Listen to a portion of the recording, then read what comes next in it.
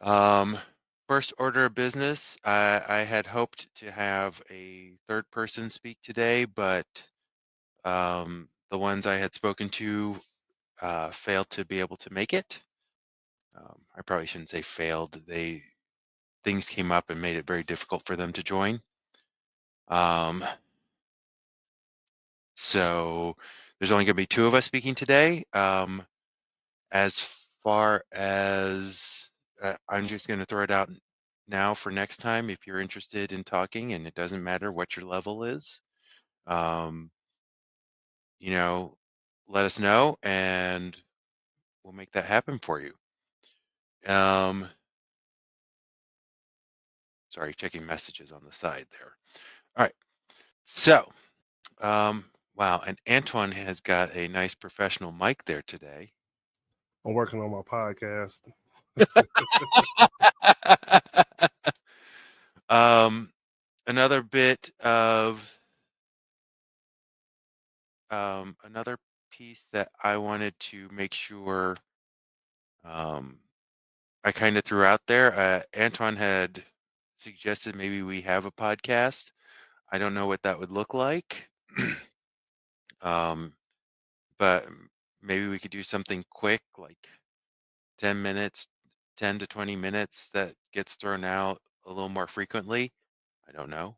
Um, but if you guys are interested, let us know. That sounds like a good idea. If you think we're just a bunch of crazy people, I understand. That's okay. We're trying to bring this all back to life and make everything work well. So, and make this an enjoyable experience for everybody. Um, so, um, we'll give a few more minutes to see if anybody else is going to show up. I know I have the waiting room up, and maybe I'll change that now that I'm here. I also didn't want people to just jump in and have us have some kind of what is it, Zoom bombing. I know we're on Ring Central, but it's the same concept here. Um, so I wanted to kind of make sure we didn't get bombed like that. But let's see.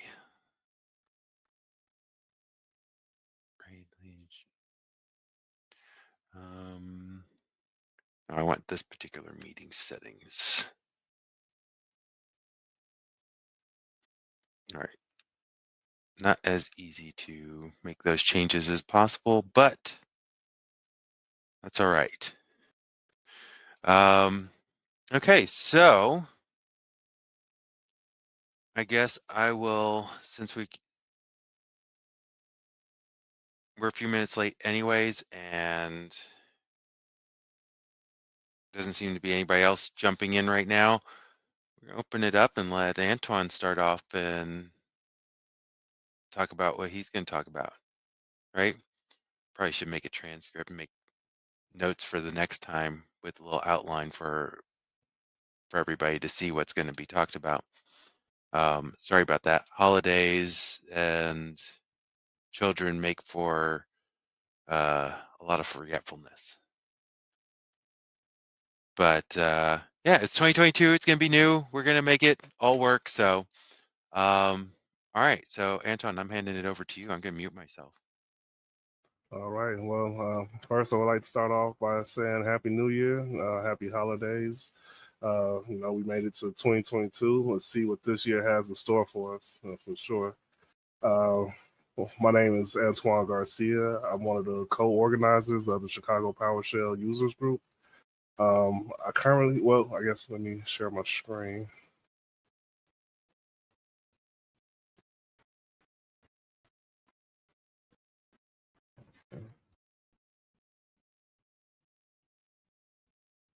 So today we're going to be talking about TCCM. And so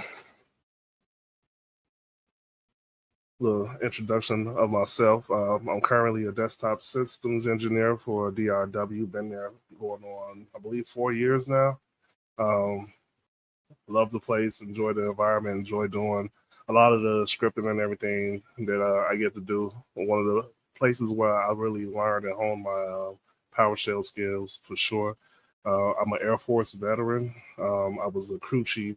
I used to work on airplanes in the Air Force for quite a while. As I said earlier, I'm a Chicago PowerShell Users Group co-organizer with that, and I have a bachelor's in electrical engineering. So I don't know what that has to do with anything, but I'll just throw that on out there. Um, so for a quick overview, what is TCCM? Uh, and basically, it's Team City and Configuration Manager. We're going to discuss about linking projects between each other, incorporating PowerShell scripts into Team City to accomplish what you look to accomplish, and the Slack integration as well. I'm not sure I will be able to show you as much of the Slack integration, but I can explain a little bit of how we have things set up and how we use it. How we leverage Team City and SCCM together to deploy applications for users within the company or with the dev teams as well. So a little background, my PowerPoints aren't very fantastic, so please bear with me. A little background, Thad, Mike, and myself. So Thad he was my team lead at one point, and we were using this, I guess, CDCI web application called AtHill Pro. Now, I'm not sure how many of you all are familiar with AtHill Pro, but basically what we were doing was deploying our internal development team's applications amongst other users within the office, and it was kind of cumbersome. It was very manual, where we had to go find the user's name, make sure the user had the AtHill Pro agent running on it, make sure we prepped the machine before we deployed the software, and then deployed the software, and then going behind to check. And sometimes the AtHill Pro agent will break on us, and we have to go troubleshoot that to figure out what's going on. And then we couldn't deploy the software until we got to that point. So I believe, and also AtHill Pro hadn't been upgraded in a while. The user interface wasn't intuitive at all. Like, you had to kind of know where you were going. Just like, you couldn't feel your way through the web application at all, and it just hadn't been updated in like some years for some reason. So I believe Thad was asked to find a solution to this so we can continue to deploy our internal applications to users within the company. And I believe with that, Thad came up with TCCM. So TCCM is a Team City Configuration Manager, working together to deploy our inner applications from different development teams. So it was continuous integration, continuous deployment from Team City. The developers would have their own individual project themselves, and once they built their project and they got a successful build, it would trigger our project, and our project would take the information from their project and create the application in SCCM and deploy it to whatever collections we wanted to deploy the application. We wanted to deploy the applications to, and what was so lovely about it is, once you set up the collection, you can just keep deploying. Whenever they build a new application, it automatically gets deployed to this new team, and if they didn't need to change any of the membership of the collections or anything, they can keep deploying as much as they want. And every time it successfully builds, a new team would automatically that same team will automatically get the new version of that application. And also, in addition to that, we would get notified from Team City if the project failed at all. We have an integration with Slack where every time the project builds, it would send a notification to Slack itself and let us know what was the success of that current deployment that was supposed to be going out. And it allows us to get a jump on it very quickly if something fails. So very beautiful technology, Team City. And then the fact to be able to incorporate SCCM with it makes it that much more better. So as I said previously, in Team City, a developer team would have their own Team City project, and they would, so whatever application, it has their own Team City project. And once we set up everything, so they would build their Team City project, and if the project built successfully, it would trigger our Team City project, which would do two build configurations, which was create a config file and then create the SCCM application or SCCM add-in, depending on what we were deploying at the time. So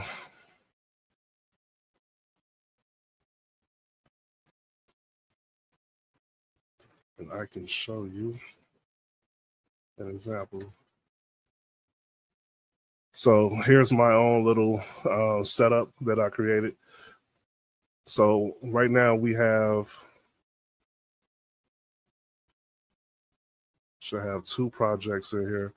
So one is Razor Pages ASP.NET Core. Just a little quick demo that I threw together just for this presentation. And all it is just an ASP.NET Core site. That's all it does. And we have a Git repo. I have a Git repo for it as well. And so what happens is if I update the main branch of the Git repo for this application, it will trigger Team City to build this application. And so this is how I'm simulating a developer team's application. And so from our side, we would have this TCCM setup. So with this setup, the main project is TCCM, and then there are two build configurations that go along with it, which is the config file creation and the app deployment build configuration as well. So the config file configuration, and I apologize once again if I'm kind of flying through this. I'm just trying to get the information out there. And so we would set up triggers onto another application, onto the other team's project. So the Razor demo is my project that I'm going to trigger off of. And so this is how you would set up. And then you could trigger after successful build only. And this way, if they do fail, it doesn't have us automatically set up a new application in SCCM where the build failed. So it probably didn't get everything it was supposed to get. So we usually select that. You can choose which branch. You can even create multiple instances of this for each branch. So, it will not trigger until that specific branch itself had a successful build. That's if you set up Team City to go that way. So in addition to setting up the trigger, which sets off our project, we also create dependencies upon the project that we're being triggered off of.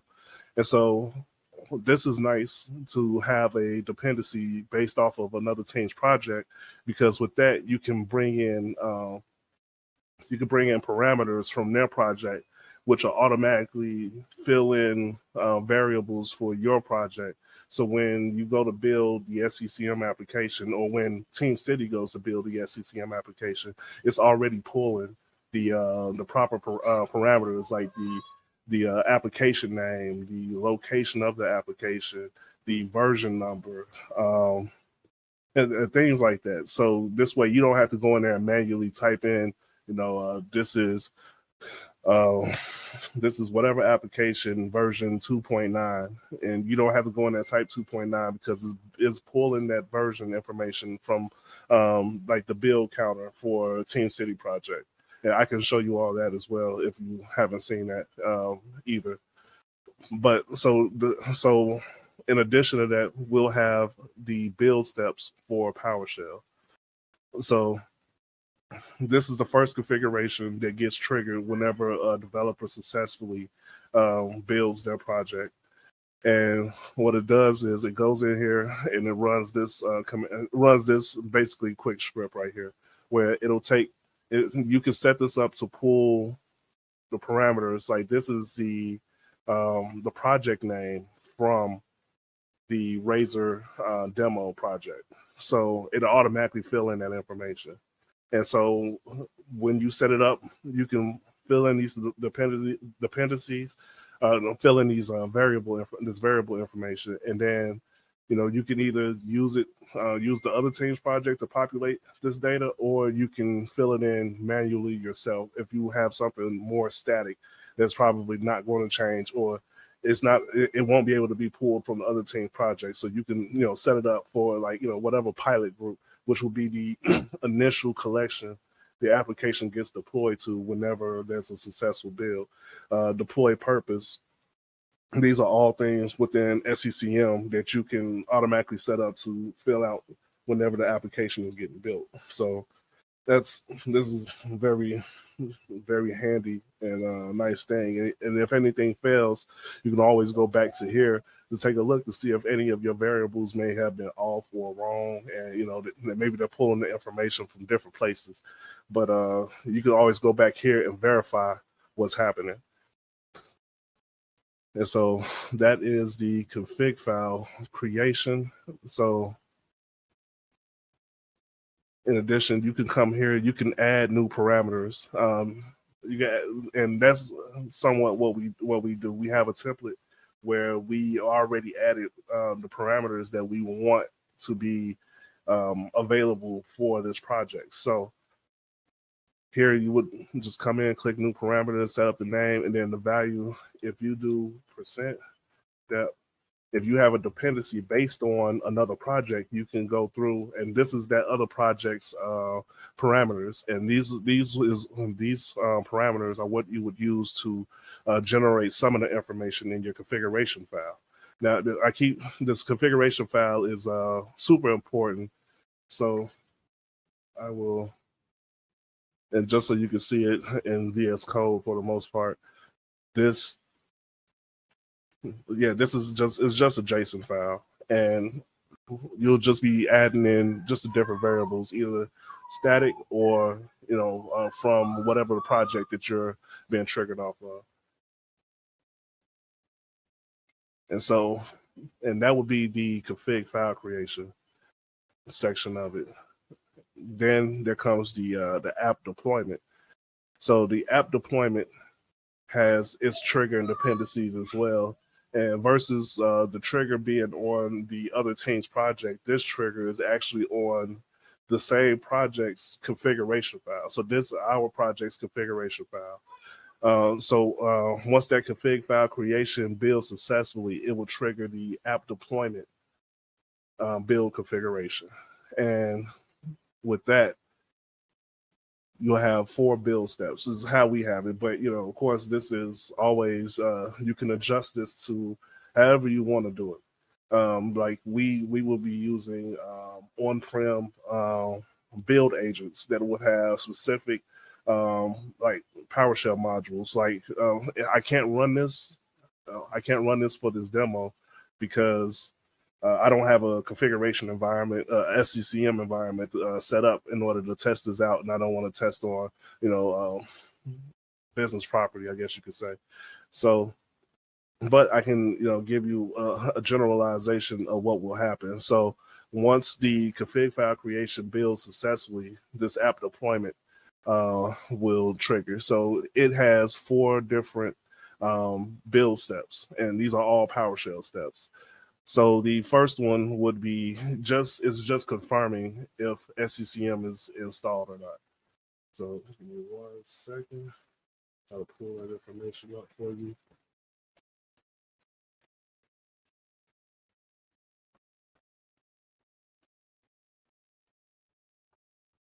Actually, I already put it in here. No, I did not.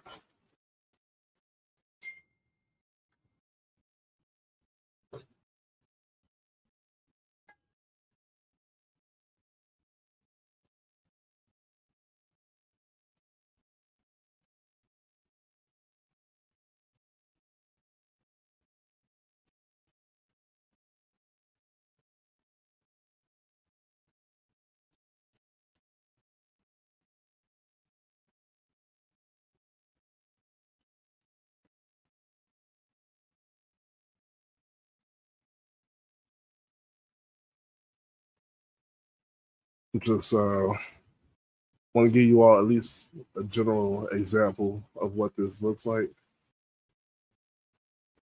Done in 1 second. I thought I had this one set up already, but I did not.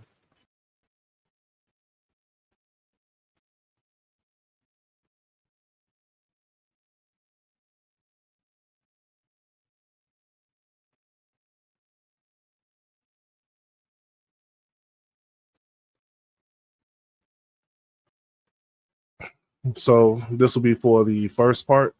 This is the very first build step. So what it's doing is going through, and it's just making sure the configuration module is installed on whatever build agent that you're using. And each build agent could be set up with different not configuration manager modules, but different modules. But because we need this, we have certain build agents that have this configuration module installed. And all this is going through is just testing to make sure if it's there. It'll check to see if it's already installed. If not, it'll install it, and then it'll change it to the drive that you need for your configuration manager. For those of you who are familiar with SCCM and PowerShell. So that would be the first step. Then the next step that would run, it would extract it to a folder. So you can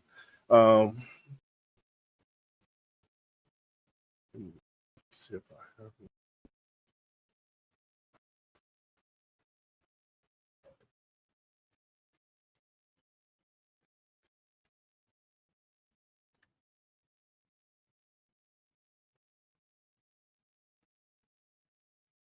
So here we have this is how it would extract it. So this section right here is the send mail, and all it does is once this build step is successfully completed, it'll send the email to our team letting us know, hey, this application from Team City just built, and go check it out. Make sure that it deployed to the collection successfully. Make sure it built successfully.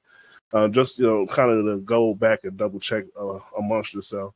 And then what's lovely is that config file that gets created in the first build configuration is used to supply the parameters into your PowerShell script. So there's that config. So you got the config application, and then the version, which would be one of these parameters. And it's basically it's feeding off of this config file that was created in the previous step. And then it will go through and it will supply all of the parameters with those variables. And then at the end, send out a email to the team to let us know it has built or did not build successfully. This is also because we do deal with a lot of Excel add-ins, so this will kind of detect if they have a 32-bit version or a 64-bit version of the application that was built in Team City, and it will determine.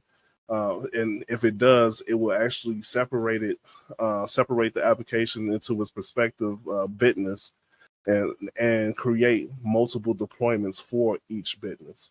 So you'll have a 32-bit deployment type and a 64-bit deployment type. So then whatever a user, depends on what the user would need. If they have Office 64-bit, they would get the 64-bit type. If they have the 32-bit, they would get the 32-bit type. And it has the path for which is going to save it. So it'll store it in configuration manager in its specific folder structure and a specific hierarchy, and that's pretty much it. It's just copying the information, extracting it, saving it to maybe a network folder, and then taking that information in a later PowerShell script to build it. So this is just the extraction of the application, and then the next would be to create the application and the deployment types in SCCM. So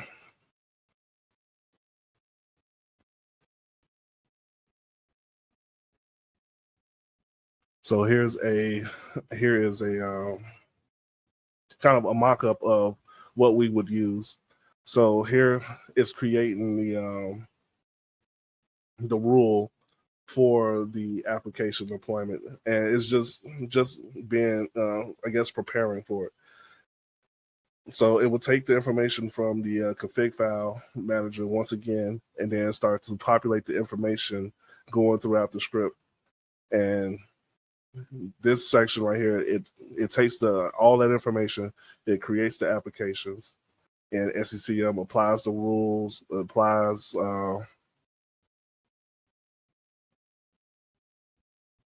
What's the other part? And luckily this time we have we have some notes here. So right here, which this is kind of a repeat, but it's always nice to kind of double check yourself. And this, all it's doing is checking to make sure the configuration manager module is installed on the build agent itself. And then it goes through and it creates the application. So all that information from the config file starts to populate the information here, just so it could create the application in SCCM.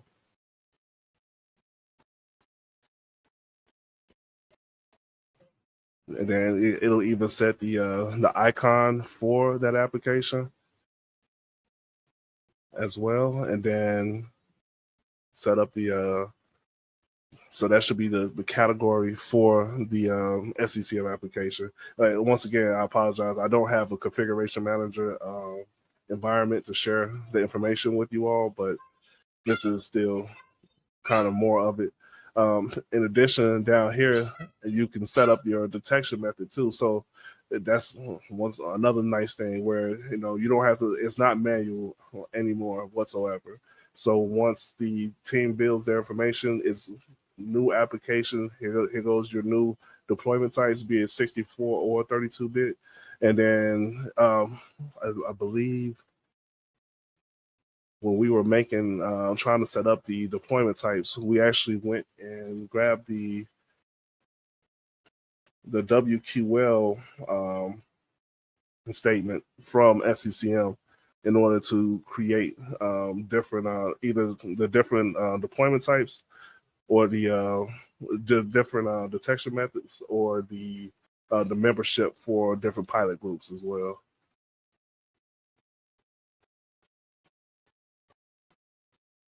And yeah, this is all it is. It's already set up, so it'll just fill in the information as we go along.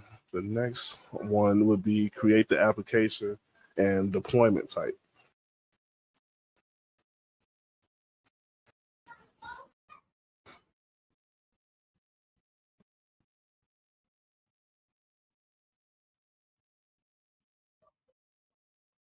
So once again, all this is doing is taking that same application, and then it'll find the application and it'll just deploy it. This is not the deployment type. It'll just deploy it to your pilot group, which is what's set up in the config file as well. And then what's one thing that's nice about the pilot group is you can create that collection in SCCM and then have it pull its membership from an AD group. And then you can make whatever user who controls his application, who wants his application deployed to a specific group of people, they can control the membership themselves. So once they build the application, it triggers our project, and then it automatically deploys it to this pilot group. You nearly do not have to interact with the customer anymore unless they need any changes made. But outside of that, it's almost completely autopilot. And the only time you really got to get in there is either if something goes wrong or if they do need a new application built. So that's the nice part about it. And that's pretty much it for the most part. I know it's kind of quick, but I don't have a whole lot of examples to show for you. So I guess with that being said, I can answer any questions if anybody has any. I do want to add for some of the people who don't work in our field, we're at a financial firm. So one of the things is that they're very protective of the intellectual property. So we are limited in what we can show, and we try to be extra cautious, even though technically speaking, there's not really any real trade secrets that we're presenting here. Um, but it is, it's better to be safe than to. And our SCCM environment doesn't contain real trade secrets, but you know, better to not anger the bears than to and give you guys as much information as we can, um, than to go over the line and we lose our jobs. We like getting paid. Absolutely. So, anybody have any questions about that, or nope? Wonderful. All right. Yeah, I see Frank's comment here, in the chat. We had, it took a lot, and this was built off of a long sleepless night that I had, um, where for 6 months I was leading the team, and for a few months I had two people trying to work this out. They couldn't figure it out. Then, like, I got frustrated because we got burned pretty badly by a bunch of anthill pro failures, and so I was like, "No, I'm killing it by the end of the month." Um, and did not sleep and wrote up something. It was ugly. It was, um, dreadful looking. For those of us who are experienced, you probably would have come and beat me senseless for looking at what that code looked like. Um, but it was filled with genius ideas, and then the rest of the team got together looking at what I had brought, and then we all got together and got to make it clean and then fix where the crazy was, but bring up a nice, beautiful, um, modular tool that made this work. So yeah, I appreciate Antoine for taking over after, especially after so many of us who worked together left the team, and he continues to improve it and make it better. It's Um, definitely a nice project for sure.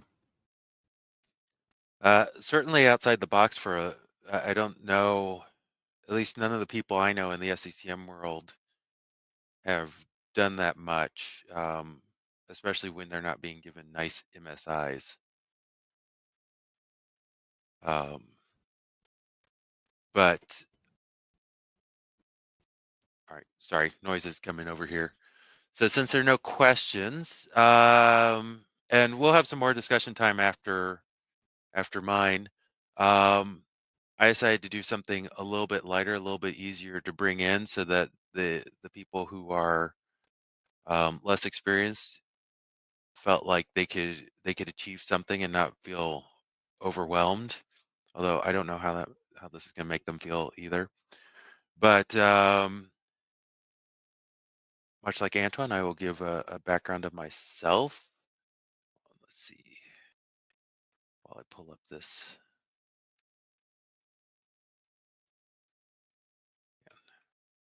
Come on. So first, a little background about myself. I am also with DRW. I've been with DRW for almost 6 years now. Um, I came in from another financial firm, having been an SCCM architect at another firm. They brought me in to revitalize the SCCM infrastructure, um, and bring some automation. So I came in, joined the desktop support team. Um, in that time, I went from a senior engineer on the team to leading the team for a few years, to now being a software engineer. Um, I worked SCCM for over 10 years. Uh, bef- and I've been in the financial industry for 12-ish years now, 13 years. Um, I'm originally from Houston. Spent a good chunk of my life in New York. Only been Chicagoland resident for about 6 years now. So, every once in a while, you guys may hear a hint of my accent. Tried to hide it, but there it is. Um, so, with, and then I also have, well, I have too many degrees. We're not going to talk about that. That's tales for another story. Sorry, tales for another meeting. But in the meantime, um, topic I chose to pick, and I have a large arsenal, so it was kind of hard to decide what, but I wanted something simple but annoying enough for us who deal with end user issues. Even though I don't do that now, it's something that I dealt with a lot of. And one of the big issues that I had to deal with was um, managing software, of course, and among those things was Excel and Office, and a reluctance by people, especially traders, to change, to upgrade, and to move to and make our lives continually easier as admins. So this comes from about 3, 4 years ago when I really had to put my foot down on pushing Office 2016 and Office 2019 into our environment. Um, a large number of users in the company, Windows users, and use Excel to do calculations, to display data that they use in a variety of ways, including for some people trading. Um, so the lead up to this was almost every trader was using Office 2010, and even some people got upgraded to to Windows 11. I'm sorry, Windows 10, and some well-meaning IT people put together Windows 10 machines with Office 2010, which only angered certain uh, grumpy IT people even more. So, um, among the many issues that came about, among the many issues in Office 2013 and above, is that Microsoft thought it was in everybody's best interest to merge all instances of Excel into one instance.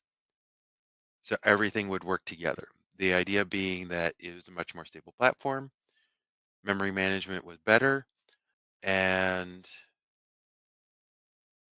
um, what what need was there to have multiple instances? Well,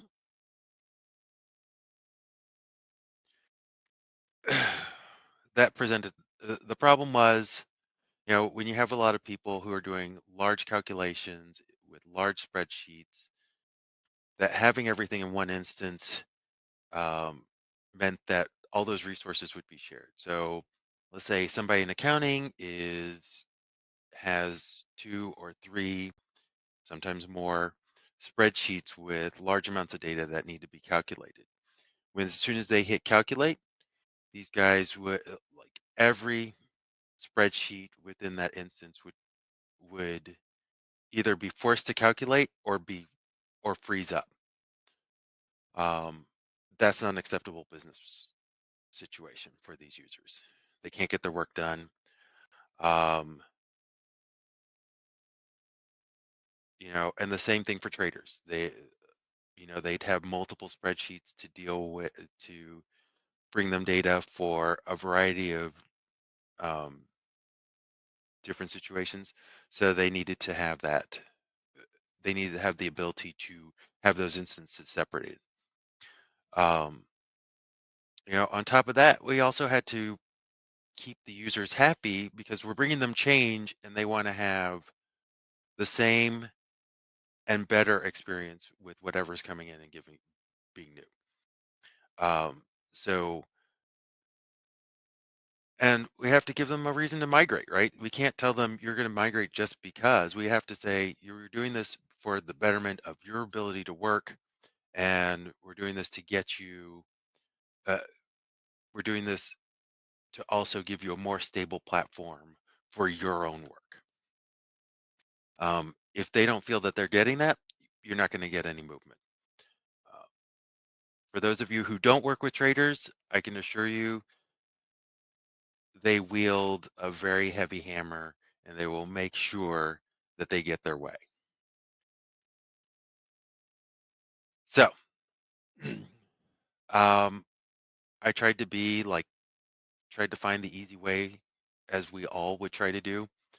Um, Googled around, and the only thing I could find was the option of setting the the start menu command and the shortcut that would present itself on the desktop as excel.exe/x. /x would give it a new instance. That's great and all, only if you could convince people to say, hit the start menu, click Excel, and then choose which file you want to open once you open up that new instance of Excel.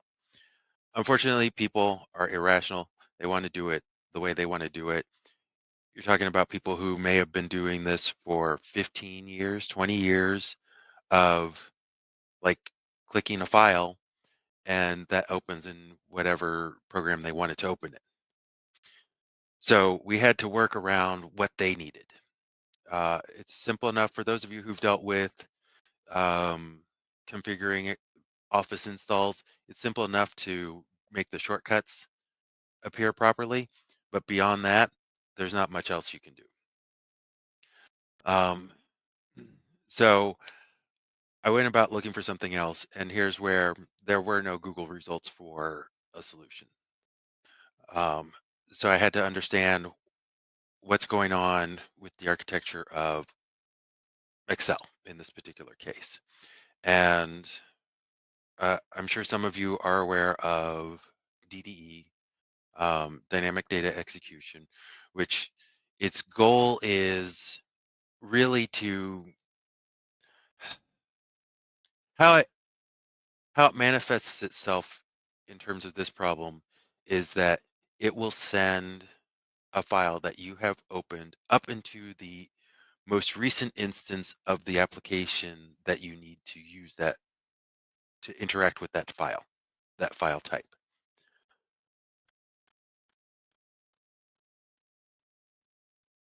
Now, this is something that's defined in installation, but where?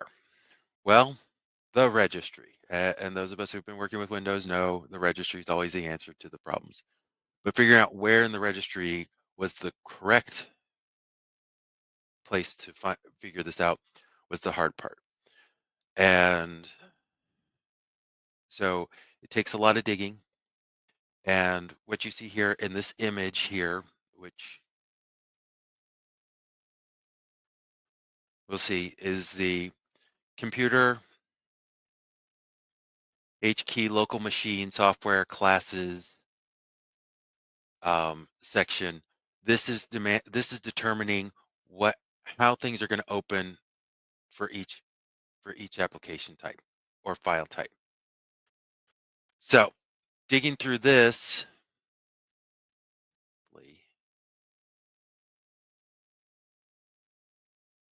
I did not add this in there, but I'll show what this looks like in the code when I show the code. Um, what this was showing was within there is within each of those some of those keys would be a shell key.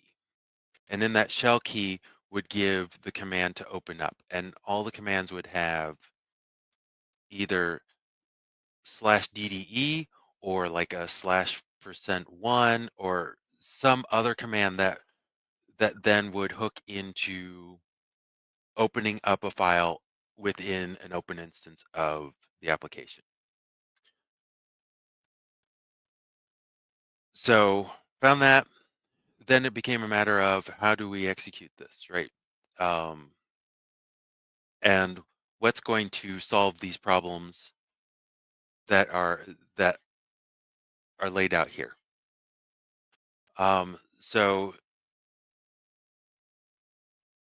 So what I had to do manually, I would go through each of these registry keys to kind of manipulate them and see if I could trick them into doing what I wanted to do and which ones had an impact, right? And this took probably 2 weeks of sitting with some heavy duty Excel users to kind of see how they did things, um, to try to replicate it myself on some test instances and to come up with a solution. And the solution I found, and we'll look at we're going to share this other piece of code.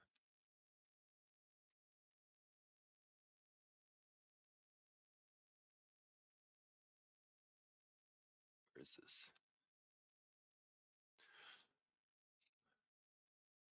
So here's a list of the keys that matter. Now, an important note here, we wanted to keep the ability of somebody who's got an open Excel instance to be able to do file open, and that would continue to use the same instance instead of opening the next one.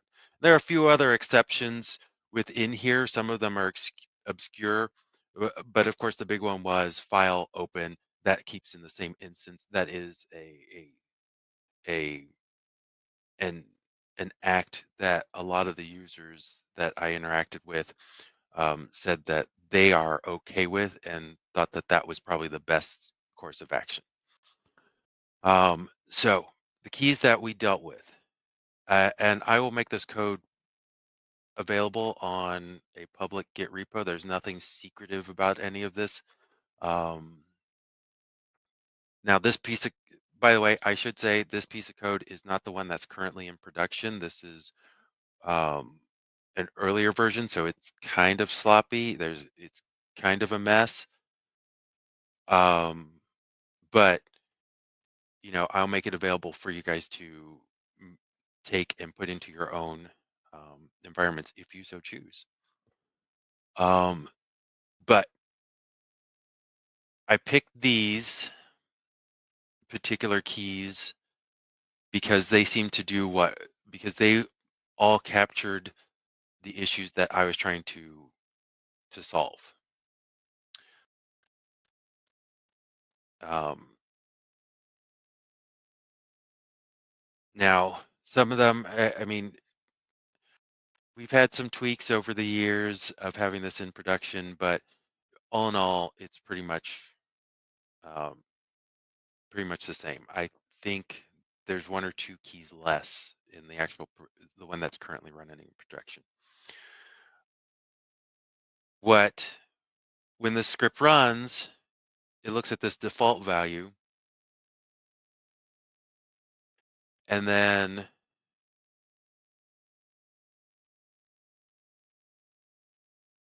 let me make sure I'm going to say this right.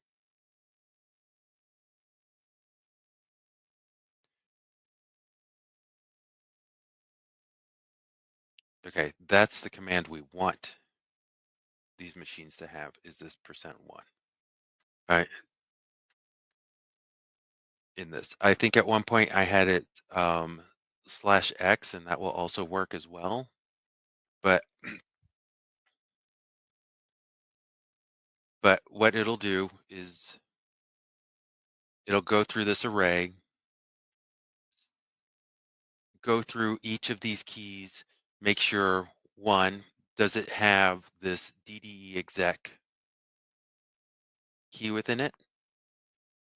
If it does, it'll delete that. Um,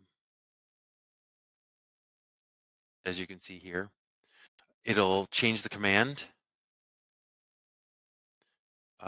to be the appropriate one for what we need, and it'll keep iterating through all those keys and get all these sections and make sure they're cleaned up to remove any references to the DDE. to the DDE execution of these commands. And once that's done, no reboots are necessary. Nothing special has to happen. The next time somebody double clicks on an Excel file, it opens up in a new instance almost immediately.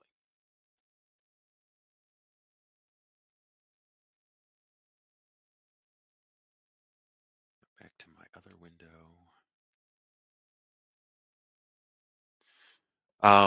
Now, in order to keep this working appropriately, one of the things that happens is, and it depends on what version of Office people are running. Office 365 is particularly bad about this, where Office 365 tends to ignore the rules about Windows updates in our environment. So users can initiate updates to the Office software.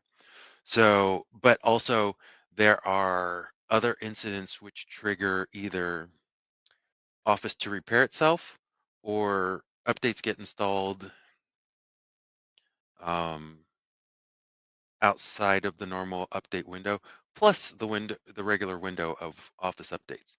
So in order for this to work, I initially thought that doing this once would be sufficient enough to work all the time.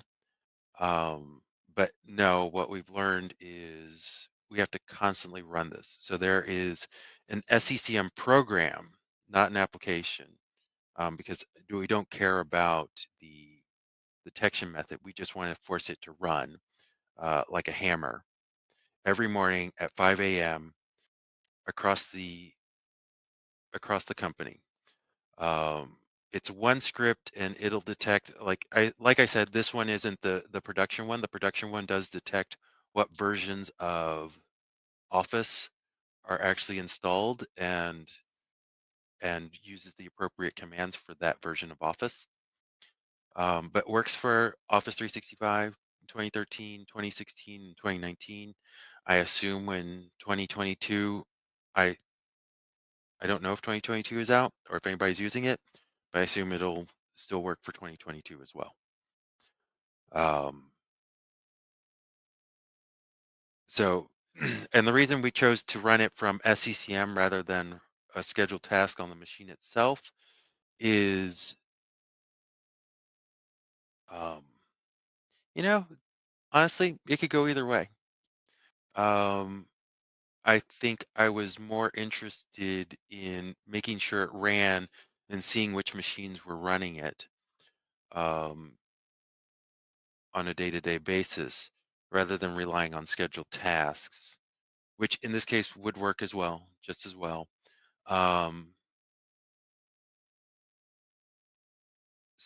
but that's a choice, and that's a choice for anybody to make on their own for their own environment.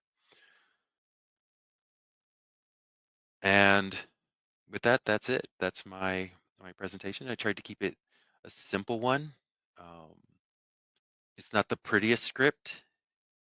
I understand that, but it was also one that I didn't have anything to work off of to begin with either. So, um, but I still continue to see on various forums that this is still a problem for many people trying to figure it out. Um, because I don't do a good job about error handling in this particular script, there is it bleeds a lot of red, but it keeps on going, and it gets its work done. Um, I don't care about the bleeding red. I never did because the only people that were going to see it were me and the people on the desktop support team. Um, Regular users, it still worked for them. It gave them the results they wanted, and for something as simple as this, I didn't feel that. I think it has improved. There is less red being that you see on the screen, but it's still not the most loved script because um, it was solving a problem. It took a lot of time. I think we just were happy to get it done and in production and get people moved off of old versions of Office. So with that, people got questions, comments?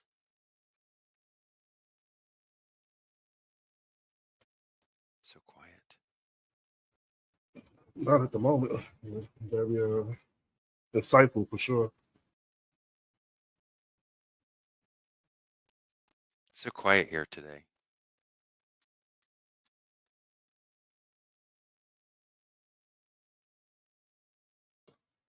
But I guess outside of what you just presented it on, are we doing like general questions, Q&A about like different things?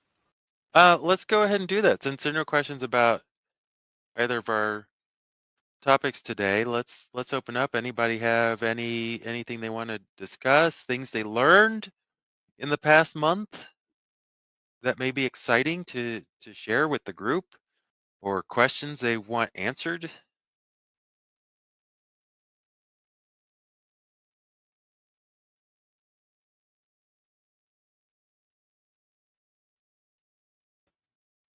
Are Anybody here you? new to PowerShell? Oh wait, there we go. Had to do somewhere. Yeah, I guess I can come off mute, Thad. Yeah, like working around group policy and things like that. You can do similar techniques.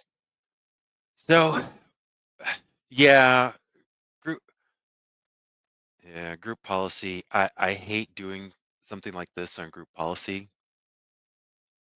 because sometimes, especially machines that are, especially now when we're so many of us are working remotely, they may not get that policy for, I know one guy who, his machine checks in maybe once a month because he's Hmm. doing a lot of work. He doesn't have to VPN in, right? Yeah, I So guess this is the scenario where group policy is doing something that you don't want it to do, and you can overwrite the group policy settings using a similar technique, yeah, yeah, right? yeah. And there are a few times we've had to do that. Yeah. We all have those days, right? Yep. Hey Frank, that MMS, is that a meetup? No, it's actually a real conference. I just put it in the chat, but it's attached to the Mall of America in Minneapolis. Um, Highly recommend it. I would say it's the best conference I've been to, hands down. I know that's a bold statement, but it does not That is a disappoint. bold statement. Yeah, no, it's good. I mean, it's scheduled to be in person this year, so to the extent you're comfortable with that, it's happening in May this year, assuming nothing happens to disrupt the conference. But which you never know. It was supposed to happen last year, got rescheduled.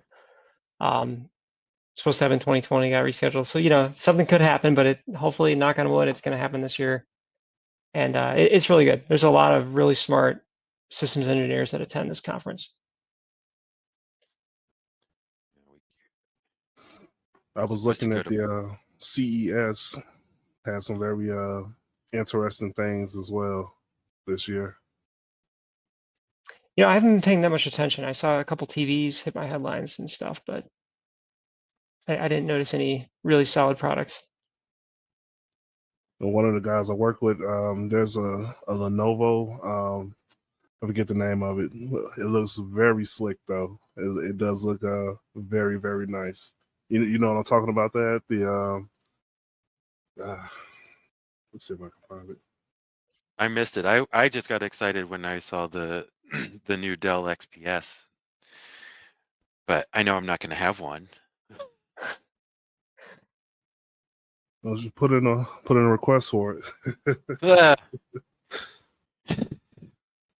for those of you, uh, while I was leading the desktop team, one of the things I did, I moved us off of Lenovo onto Dell XPSs. It was change is hard for people. Change is hard.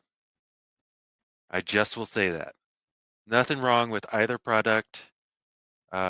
I think the reason for my choice to move was because at the time we had some issues with um, with like hardware repairs with Lenovo for a stretch. But you know, I think that was like a hiccup in the road. But that change to the Dell XPS was hard on people. Well, I can imagine just the control and function keys being opposite on those two would mess you up for a few months. Oh yeah, oh yeah. And then yeah, that was, you know, as far as like you know, the precision versus what's the Lenovo competitor to the precision? P series, I think. Okay, yeah, like those, nobody cared. But the XPS versus the X1 Carbon, that was it. Yeah, That it's was like a tough. religious war. What year was Yeah. this you made this transition, Thad? Actually, a little bit before the pandemic, and so when the pandemic hit, we were flooding the users with XPSs, and they Oh, were gotcha, handing over old carbons, and then it switched back. Uh, gotcha. um, you know, there were other great things that came up, like that I'm sure people thought I was a genius for when the pandemic hit, but I had no idea that it was going to succeed. Like, I will, without the company, you know, nobody's paying me to do this, but Lenovo makes their ThinkStation.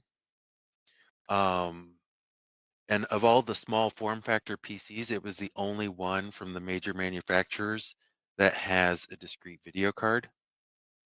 And you can option it with a P1000 PCI Express card that will give you four 4K monitors. I actually using one myself for work when I'm working from home, actually, and working in the office with an i9, and it's absolutely wonderful. Um, and then we have other chassis for more demanding use cases. But that the Lenovo ThinkStation small form factor, I don't know what model number they were on. We started with the P330, had the P340. For people working remotely, we were just handing those out, telling people not to use laptops because they were trying to do crazy things. You know, 3 and 4 monitors on a laptop through a dock, and you expect to run that all day long, every Yeah, day for an brutal. extended period of time. Yeah. So I was quick to like move them over to like, hey, you want more than one monitor? Let's get you this ThinkPad, this ThinkStation. Um, and people loved them. Nice, nice. Yeah, sorry, not me, but a friend I know, quote unquote, has abandoned his work computer and has built a desktop against the rules and is using that. Oh, So definitely not me, just for the record, but somebody I know. I think, you know, in the before times, you know, we kind of discouraged desktops except in unique cases. Um, but like when it hit, we were ready with these ThinkStations. It just so happened to work out. You know, you know, we had them configured with Wi-Fi cards. It was hard to delete the Wi-Fi cards, so I just said, let's build them. We just don't put it, and we just didn't hook up antennas while they were in the office, so they didn't get a signal. Um, but um, but then like yeah, other than that, they've been fantastic. Security hates that they have Wi-Fi adapters in them, but you know, if they're not connecting to Wi-Fi, then nobody knows, nobody cares. Yep. Well, you have the possibility of bridging your networks. You do, um, but But if these they're are at not people's getting, houses, right? well, now, you know, yeah, these were at people's houses. Without the antenna, I will say, without the antenna, these things get no signal whatsoever. You can be right up next to, um, next to like an access point, it will not connect at all.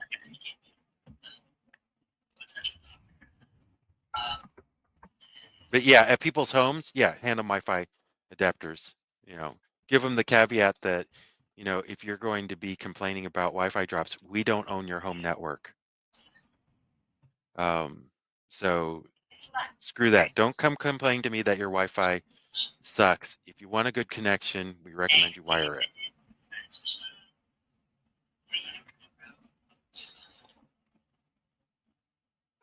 True story.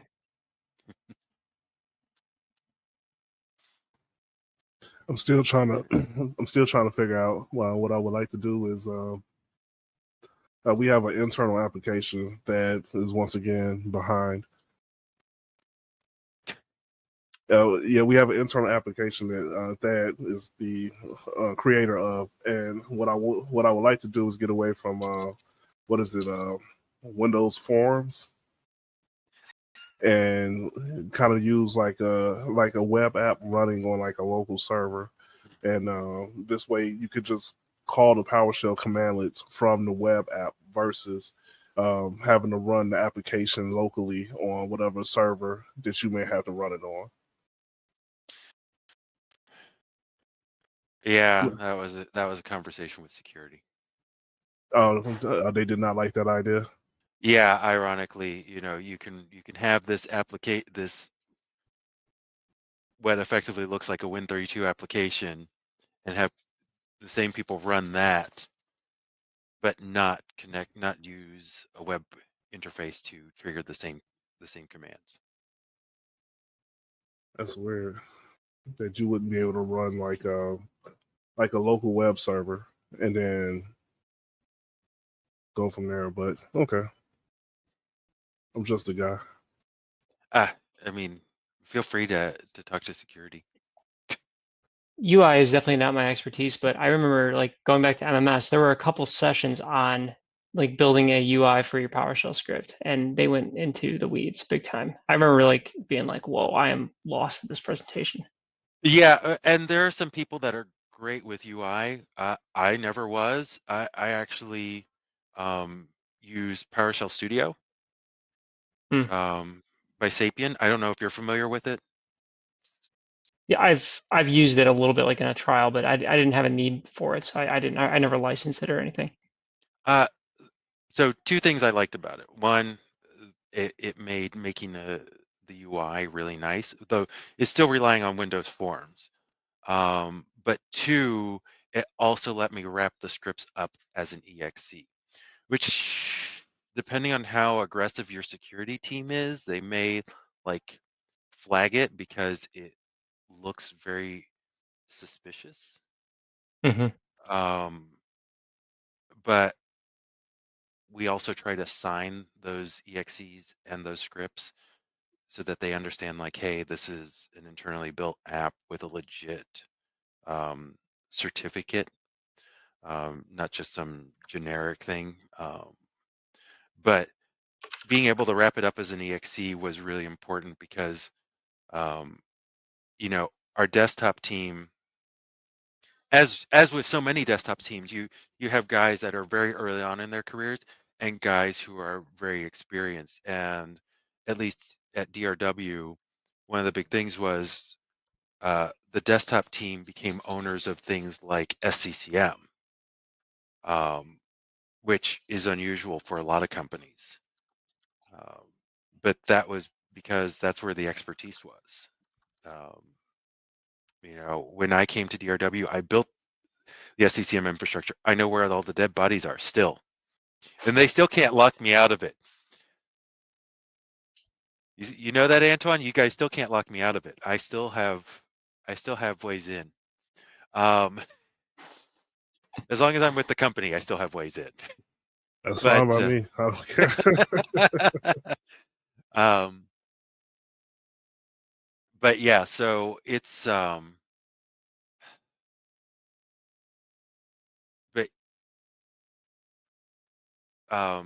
you know, so there that knowledge base within the team was a very broad spectrum. As a result, you get some people who are very comfortable saying, let me run create user.ps1 in a terminal and fill in all the stuff in a terminal interface.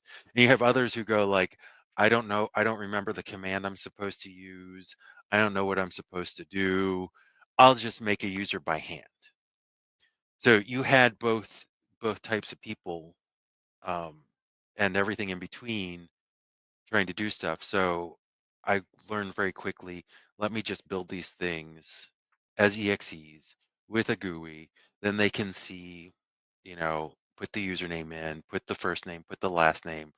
They can see it. They don't, it's not like they hit enter and go, oh, I screwed up somewhere.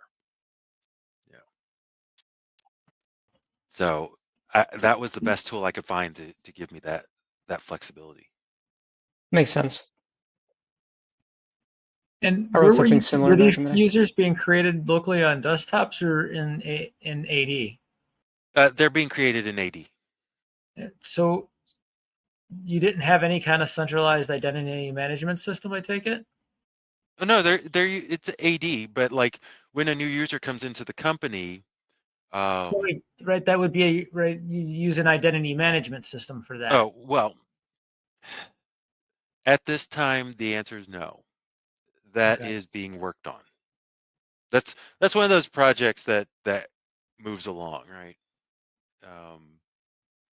Every company's in a different phase of what are they going to do. Yeah, I was just curious, just because you sound like a decent sized company, not to have that seems crazy. I think you go to every company and you find like things that you go like, man, I wish my company did that. And then you also learn like, how have you guys not figured out how to do this thing that my teeny tiny company knows how to do? Um, everybody's got their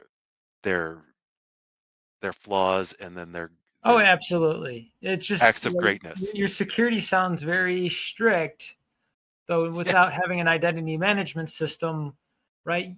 Users leave the company and accounts then sit around typically because No, they don't. No, they they don't. don't. So we have other tools and we have other tools that and there are reasons to hold on to a user account, which they're not good reasons. Let's be honest, right? Like Yeah, you may yeah. have There is no good reason that that account should not be still enabled. but there are times where there is a legitimate business reason to hold that account on. But these are things that are constantly monitored, like has this account logged in over so many days? And that may not necessarily be because the person got left the company. That may be that may come up for other reasons. Maybe and I know this to be true, right? Like to have happened, right? You have people who go on maternity leave. Well, that's not a real and especially in countries where they're more liberal, Canada, for instance, where a person may go on maternity leave for a year, right? Yes, And that's they're not logging in. And so we keep track of that and find ways to secure the account without making it so that their account doesn't actually exist within the company. Um, but also, when a person leaves, there are plenty of systems that get notified, like, hey, this has happened, and they start losing access, even if the account remains open. So there is some manual intervention that needs to happen if a team has a legitimate business need to keep a user account open for a temporary stretch. But those reasons are always because somebody didn't do something right in the first place, right? what? This person's No, got cron tabs set up as themselves, and we need to fix them. You know, it no, got that never happens. yeah, Or running that service, in the Windows world, they're running a service as themselves, or yeah, schedule task, or yeah. You try to encourage people to do something better, but it's always hard to make people change, right? well, you get caught doing what you shouldn't be doing, right? You enforce rules and policies, if those rules and policies exist. You should know as well as I do. There are always exceptions to the rules, and if that person complains loudly enough, they're going to get an exception. No, that never happens.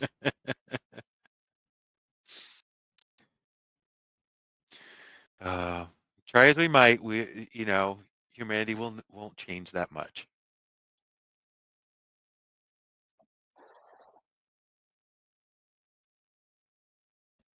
Is there any technology you guys are looking forward to coming up this year?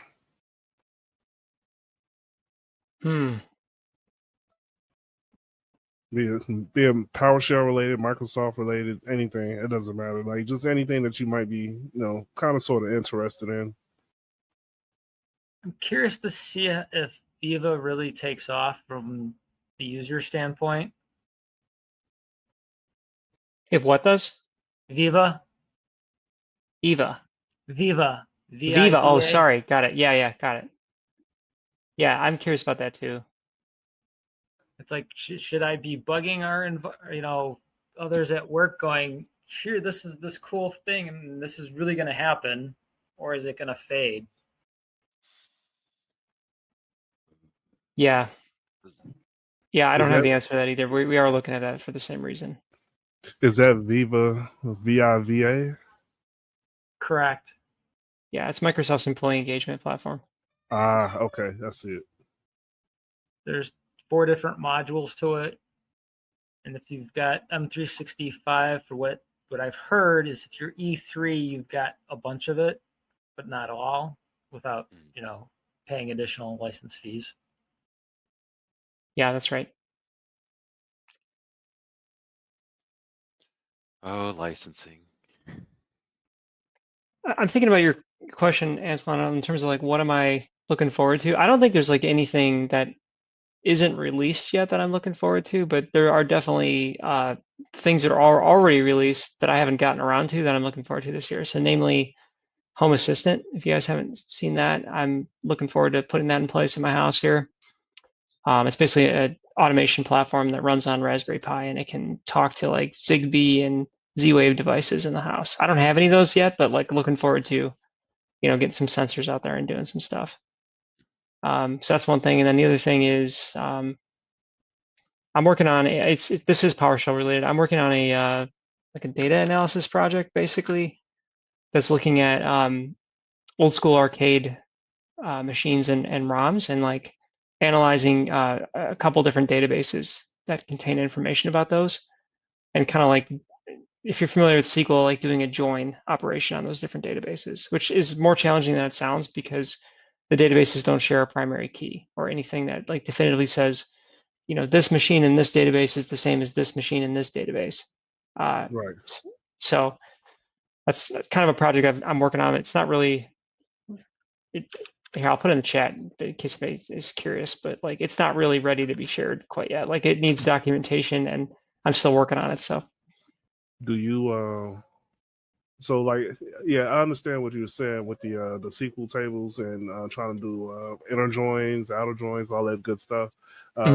So would you create your own private key in that instance? Well, not private key, but a primary key, so you can relate that object across different things.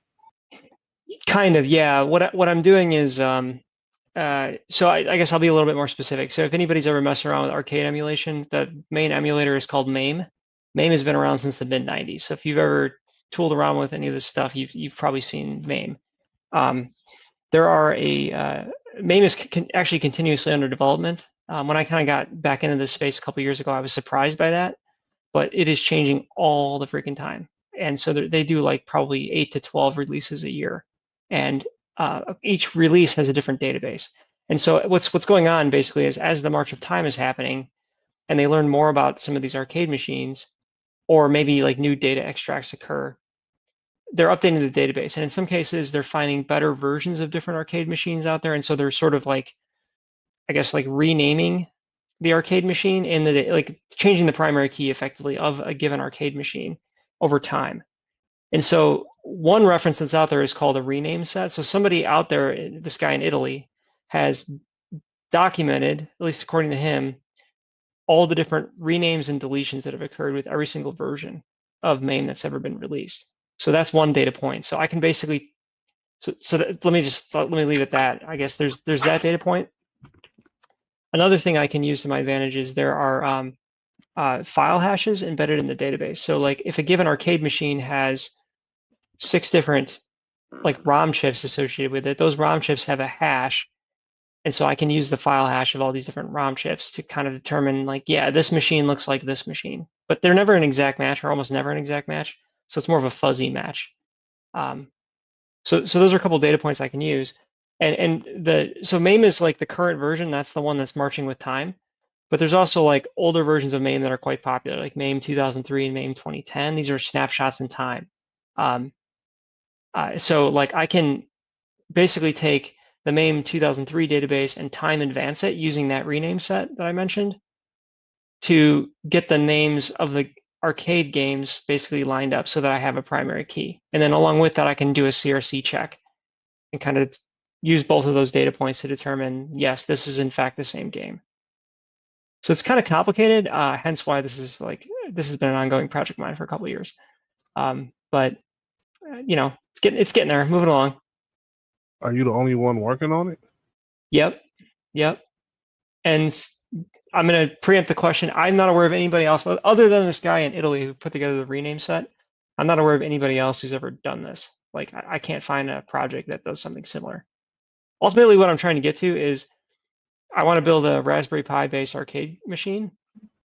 Actually, I have one sitting over here. It's like collecting dust, but I want to get that going. And you know, Raspberry Pis are lower powered machines, and they only run some of these specialized emulators like MAME 2003 and MAME 2010. You can't put the current version of MAME on there. So that and like there's thousands of arcade machines out there, some of which are duplicates or clones. And so I want to get down to like a succinct list of here are the like top 100 arcade machines or whatever.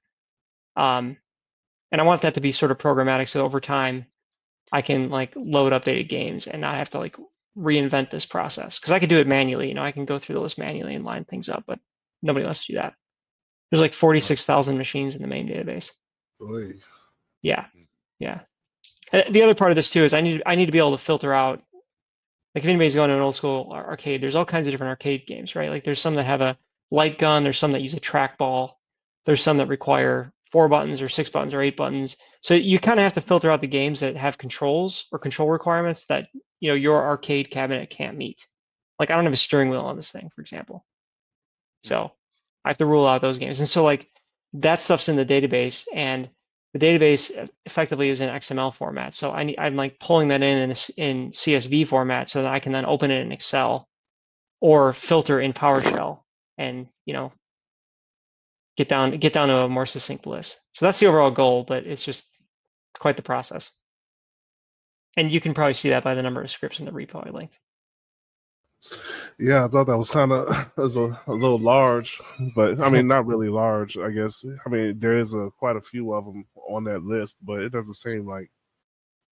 I guess I need to go in there and take a look at each of them. Yeah, at some point I'll have like I'll put together like a markdown page of like, okay, here's the steps that you would go through this ETL process in case somebody ever wanted to do it manually. And I'll also like the output of this whole process will be a release, so probably a CSV type database or document that I'll attach. So okay, I started following so I can see if I have time. I'll look at it, and I doubt I could probably contribute to it because that's like a little outside of my skill set is dealing with arcade ROMs and everything. So, but it definitely sounds pretty cool. It's just it's an interesting way to like combine 2 hobbies. Like I like writing PowerShell and I like arcade. This is sort of a goal of mine is to build this arcade machine. I'm starting with a little one. I want to build a bigger one once I kind of know what I'm doing. So why not spend the energy doing this so that I've got something I can, repeat, and also would be useful to other people.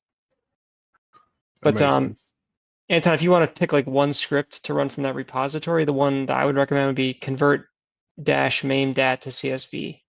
I'll put that in the chat, but that's like the one I would run if you want to run one to check it out.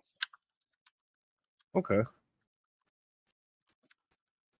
Do you have the repository of all the arcade games on here too?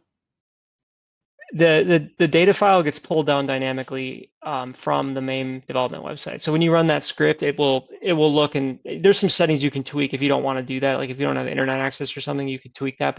But by default, it will reach out to that website and pull down the latest database, which is an XML. It's in zip file, so it'll extract that. Then it'll convert the XML file to tabular format. Effectively, there's a lot of steps to do that because the data model is kind of goofy. But that's basically what it's doing. And then the output is a CSV that you can then open in Excel and look at. That's pretty Which, cool. Nothing against XML, but like, I don't know, it's kind of hard to slice and dice XML, I think.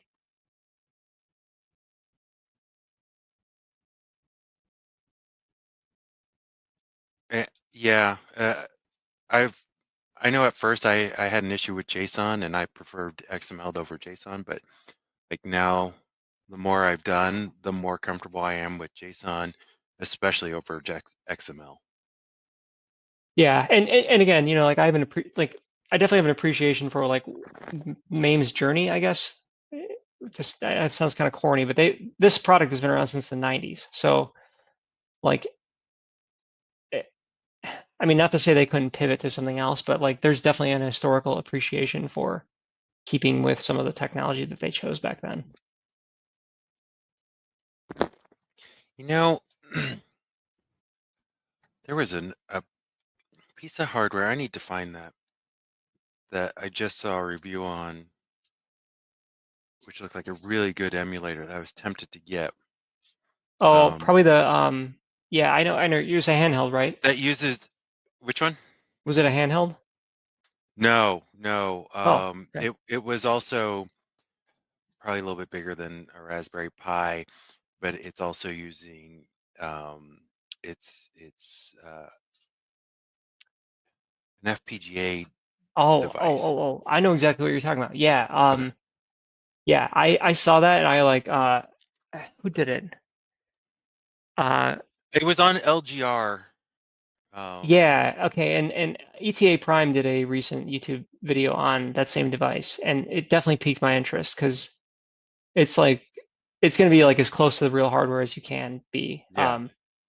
Yeah, it definitely piqued my interest, but I'm like, nope, Frank, you got to get this arcade stuff done.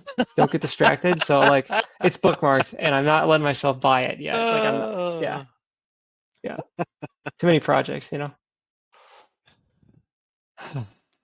But yeah, so that going back to the original question, those are the two things I'm looking forward to this year. I mean, yeah, there's all the work stuff, sure. Time will march on, and there'll be new stuff in Azure and all these things. I'll check that stuff out. That's just part of the job, so to speak. But the two things I'm personally excited about are Home Assistant and then building this arcade machine with using PowerShell in an ironic sort of weird way. Now, is that still running on Windows? The arcade machine, No, or the your scripts. the script should be cross-platform. I haven't like, I mean, Raspberry Pi is me a lot slower, obviously, than a full PC. So I haven't like done a full test regimen on a Raspberry Pi, but in theory, this should be able to be run on a Raspberry Pi device if somebody wanted to. I mean, I've run PowerShell on a Raspberry Pi. It's just you're going to be much more CPU and memory limited on that platform. So in theory, like if you're like, I guess, an unusual person and you just have a Raspberry Pi, you could still go through this ETL process.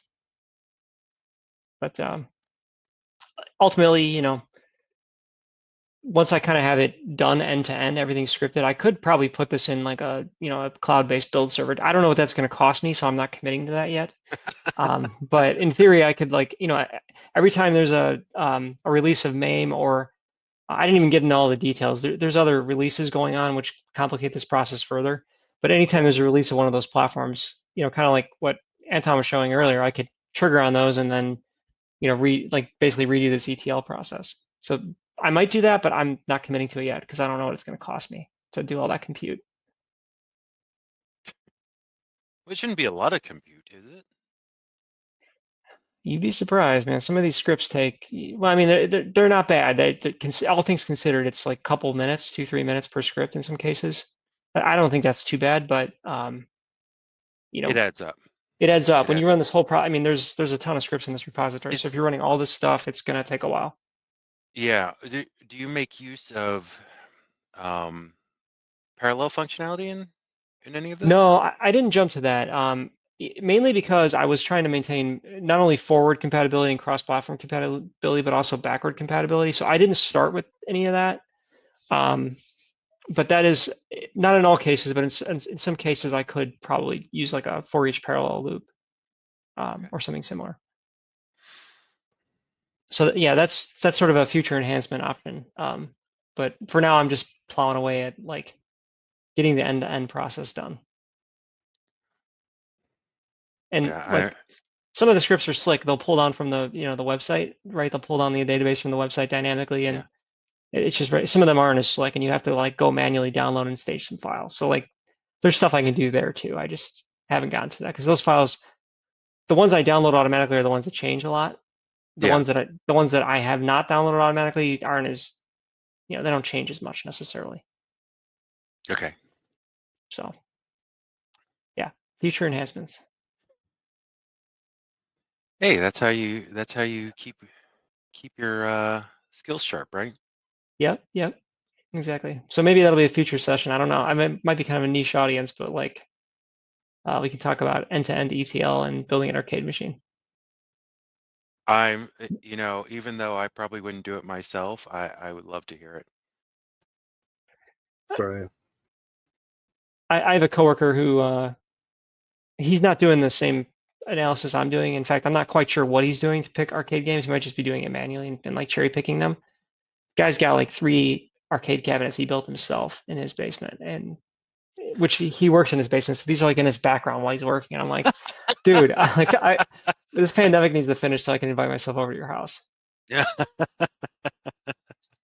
Because like, I I can't imagine like resisting that. But then again, I have an Xbox Series S, and I just recently redid my workspace here in the basement. But it used to be like easy access, and I worked very hard not to be tempted by that. But to have 3 arcade systems just sitting right behind you, like now I have to like get out of my cubby in order to play with my Xbox. So yep, I hear you. Yeah, this guy works his butt off too. So like, I don't know how he does it, but he says it's for his kids. He's like basically he didn't have access to all these games when he was growing up, so he built them for his kids. So he's on the opposite end of the spectrum. He's figured out all the hardware and everything. yeah, That's the part I haven't even touched really. So I mean, just a little bit with this like mini arcade kit I built, but yeah. So I think by our powers combined, we'll be able to do something cool. Anyway, I anybody think else got anything that they're looking forward to? I don't have anything specific. I keep hoping that they will fix the Power Apps licensing model and make it better. There have been several projects where I tried to go to Power Apps first, and then that licensing model killed it for me because nobody wants to pay for it all when it may be one app that like 20 people will make use of, but you know, you don't feel bad about paying for the 20 people getting that license, but then it's exposed in a way where everybody sees it, and if they don't have access, it just presents this like message about Hmm, like, hey, activate your trial subscription, and that just looks bad for the company, right? Like, oh, you don't want to pay for this? gotcha. trying to think if there's a way to deploy the app so that it's based off a smaller set of users. I think my problem was like working with the other teams that are involved in on the SharePoint side, like they weren't giving me cycles to help sort that problem out. Ah, So without their help, I didn't have a lot of ability to manipulate. Like I built the app, I built, um, I made it work. I got everything set up, but then I had no access to controlling what the users saw um, on that front end, and that was something that they had to do, and they weren't really up for doing it, despite the fact that they were excited that I was going to introduce the first Power app into the environment. Or I've had 4 that have come and now they just languish in languish waiting to be used one day. Maybe never. Yeah. So my hopes, like, they keep changing the licensing model though. So that's another problem too, right? Well, You get I thought yourself the caught into recent one. I thought the recent change was an add to the licensing model, not a change to the license, right? The pay as you go.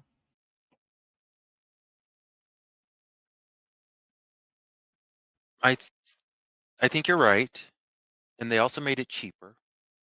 Yes. Um, but I still don't think it's in a state where it's going to get widespread adoption.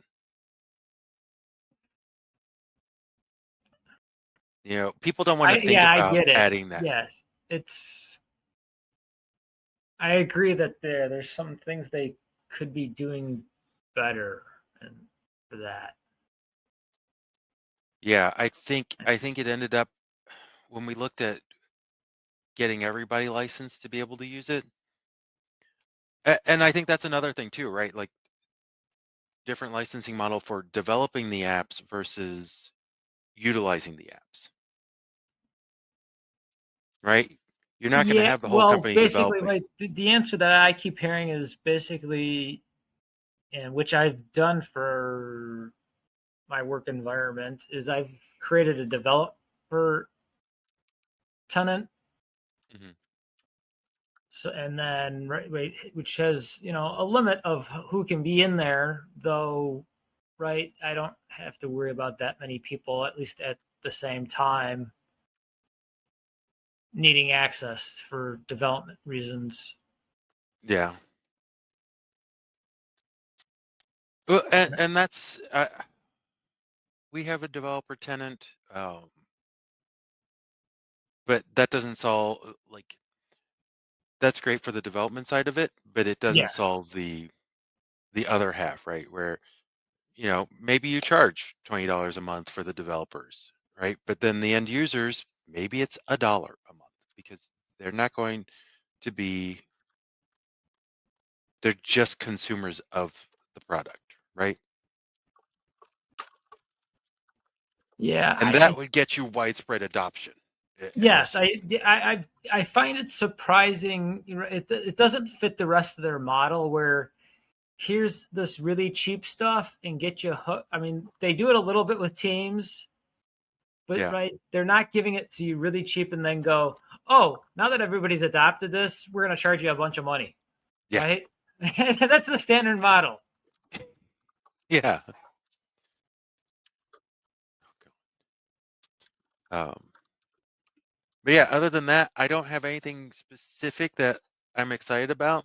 And I don't know that I can say I'm excited about the licensing model for Power Apps because they haven't gotten me excited for that.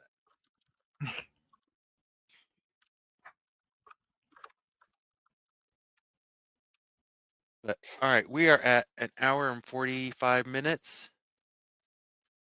Some of us I know want to eat dinner, have some family time. Let's do it. So, yeah, anybody interested, I'm going to look at you, Frank, in talking for our next one, which will be sometime in February. I don't know when yet. Um, Sure, you I know, got tons of stuff I can talk about. Yeah, no problem. awesome. This is being recorded, so people that who missed it I'll have this posted at some point in the near future. I don't know where. We were supposed to get access to one YouTube account, but that has not come to fruition. We may just try That's to. Kellerman. That's my coworker. We can definitely get that access. That Oh, sweet! Because I was talking to Cisco. He didn't know. he has it too. But So yeah, he he also couldn't has find it, access. Oh, okay. and Okay. he didn't know who else had access. And Okay. we've all lived. A lot has happened in the He slept last since then. Yeah, few. Yeah. that's fair. No problem. But yeah, Ryan Kellerman, my coworker, who's been pretty involved in this user group, has the account. He like owns the account for what that's worth, if that's even a thing. Okay. So yeah, we can get you access. All right, we'll make it happen. Cool. All right, guys, it's been a pleasure. I'm hoping next time we have a bigger audience group. But still, I'm Yeah, happy thanks. that we're getting going now. Definitely. Thanks for organizing this, Thad, and Antoine, thanks for speaking. No problem. You guys have a good night. You too. Yeah. Yeah. Good night, Thanks, guys. thanks Take care. everybody. Good night. Thank you. Bye. Bye.